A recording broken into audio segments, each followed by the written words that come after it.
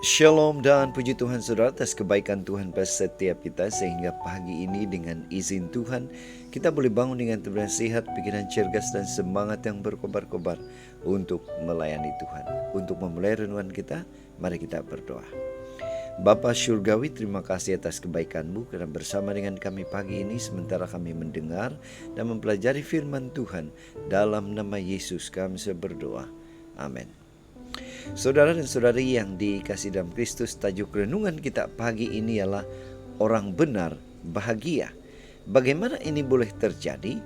Firman Tuhan dalam Mazmur 1 ayat 1 mengatakan, "Berbahagialah orang yang tidak berjalan menurut nasihat orang fasik, yang tidak berdiri di jalan orang berdosa, dan yang tidak duduk dalam kumpulan pencemooh." Saudara, bacaan kita hari ini kita boleh baca di dalam buku Mazmur 1 ayat 1 hingga 6. Ini merupakan pendahuluan kitab Mazmur. Mazmur ini membandingkan hanya dua jenis orang yang diakui Tuhan, yaitu orang benar dan orang fasik. Nah, mengapa orang benar itu disebut bahagia? Nah, Paulus menyebutkan dalam Roma 4 ayat 6 bahwa orang yang bahagia adalah orang yang dibenarkan oleh Tuhan. Catatan sejarah dari orang-orang percaya mendedahkan bahwa bahagia adalah ciri utama mereka yang diperlihatkan melalui sukacita dalam hidup mereka. Termasuk ketika menghadapi penganiayaan, mereka menderita tetapi bahagia dan bersukacita. Perkataan Kristus yang mengatakan, "Aku datang supaya mereka mempunyai hidup dan mempunyainya dengan berlimpah-limpah." Yohanes 10 ayat 10 bagian B, menjadi nyata dalam hidup mereka. Pemazmur mengungkapkan rahasia di sebalik sukacita itu ialah hidup orang benar. Orang benar akan selalu bahagia di setiap musim kehidupan.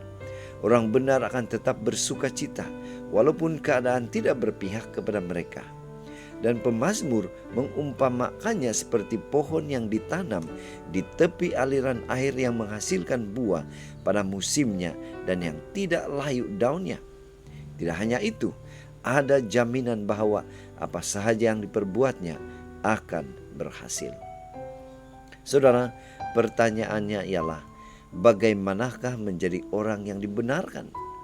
Alkitab menyatakan bahwa seseorang dibenarkan itu bukan karena perbuatannya, bukan karena dia baik, bukan karena dia melakukan kebaikan, tetapi karena iman. Iman kepada Yesus Kristus. Beriman kepada Kristus artinya menerima Dia sebagai juru selamat dan menyerahkan hidup kepada Tuhan. Dan bagaimana ini boleh terjadi? Bagaimana ini kita boleh lakukan? Salah satunya dengan merenungkan firman-Nya siang dan malam. Apa artinya? Apa maksudnya merenungkan firman Tuhan siang dan malam? Merenungkan firman-Nya berarti menjadikan firman Tuhan itu sebagai standar, sebagai piawaian hidup. Dengan demikian, kita akan disebut orang berbahagia karena hidup dalam kehendak Tuhan. Itu sebabnya pada pagi ini mari kita ingatkan diri kita bahwa berbahagia dalam situasi apapun adalah ciri orang yang beriman kepada Tuhan, adalah ciri orang yang benar. Karena iman kepada Tuhan, kita berbahagia. Inilah doa dan harapan kita. Mari kita bersyukur, mari kita berterima kasih kepada Tuhan karena Dia memberikan kita kemampuan, kekuatan untuk terus mempertahankan iman yang Tuhan sudah karuniakan kepada kita. Mari saudara, kita tetap setia, tetap semangat, tetap positif, tetap sehat bersama dengan Tuhan sampai Maranatha. Tuhan memberkati kita. Kita berdoa. Bapa Syurgawi, terima kasih karena sekali lagi kami dikuatkan untuk bersukacita.